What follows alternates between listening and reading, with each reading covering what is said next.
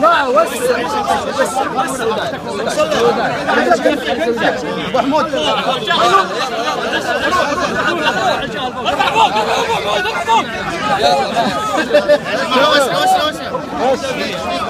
مختلف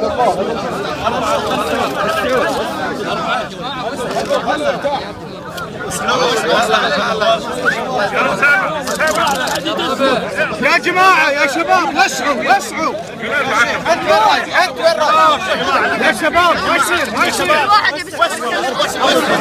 يا جماعة وسعوا ارجعوا شوي يا شباب يا شباب يا شباب ما يصير والله ارجعوا شوي يا شباب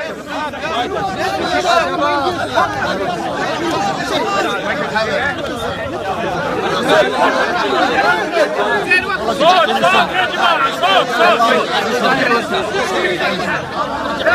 جماعة صوت بسم الله الرحمن الرحيم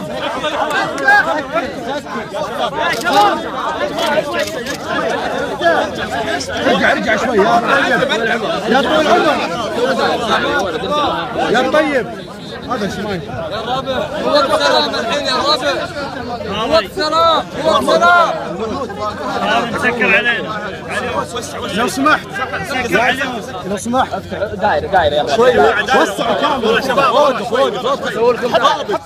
وقف ما عليك عسى الله يحفظه يا رب وان شاء الله ولك جننا هذا الا يجي المسلم البراك خلاص مو يطيق صور يا جماعة دايرة بسم الله الرحمن الرحيم يا اخوان ارجو الهدوء حتى نستمع لبعض ارجو الهدوء حتى نستمع لبعض الحين واضح؟ ايه واضح ارجو الهدوء لو سمحت يا اخي حتى نستمع لبعض. بس شوي تفضل. بسم الله الرحمن الرحيم. مساء الخير، ارجعوا قناة اليوم سكر عليه مساء العزة، مساء الكرامة، مساء اللي يمثل كل روعة، اللي مثل ضمائركم الحية وقلوبكم النقية وإرادتكم المتميزة.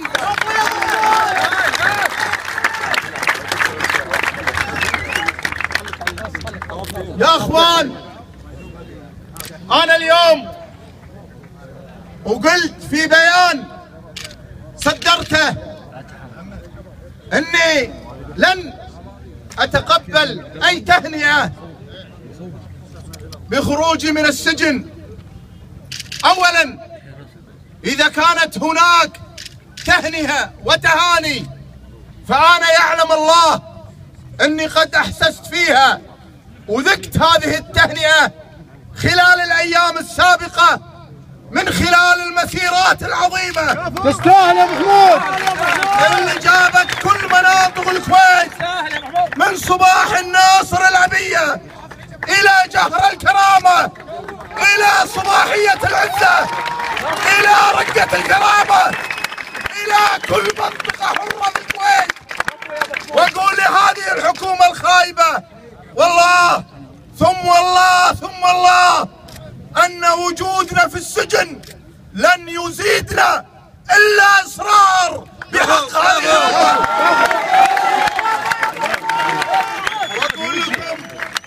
وأقول لكم يا أخوان، ترى هناك إخوان معتقلين لكم، هناك من هو موجود في السجن العمومي، وهناك من هو موجود في المباحث الجنائية، وهناك من هو موجود في المخابر. أقول لكم وفي الفم المليان وتحدى حكومة الخيبة، استمروا في الحراك، استمروا في الحراك دفاعا عن الدستور وعن الأمة وعن العزة وعن الإرادة وعن الكرامة. يا شباب ماي. وأقول يا أخوان، اليوم انا قلت حق القاضي شوي لو سمحت يا قلت له يا استاذ صوت لو سمحت قلت له شوي بس شوي اذا تعتقد بعض الصحف الخيبة اوكي المرتبطة بالسلطة اللي راح تبين الايام القادمة اكبر مما كشفناه في ساحة الارادة، نقول لهم اذا كانوا يتكلمون عن بدلة السجن،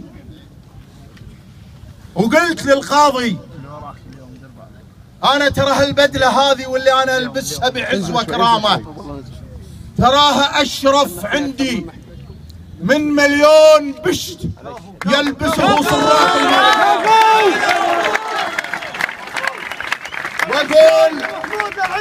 واقول حق الرئيس السابق للمجلس الاعلى للقضاء فيصل المرشد، يا فيصل يا فيصل يا فيصل، انا في ساحة الارادة وخلف القضبان في السجن وفي ساحة دوار الكرامة في صباح الناصر، اعيد واكرر لك اكبر ما في خيلك ركبها وتحداك في عقر دارك. ما عنده خيل ما عنده خيل. واقول لك احذر احذر يا رئيس المجلس السابق، احذر من غضب الشعب، احذر ولا تتحدى الشعب، قسما بالله لن ينفعك احد لو تقدم قضايا بدال القضايا 60 قضية.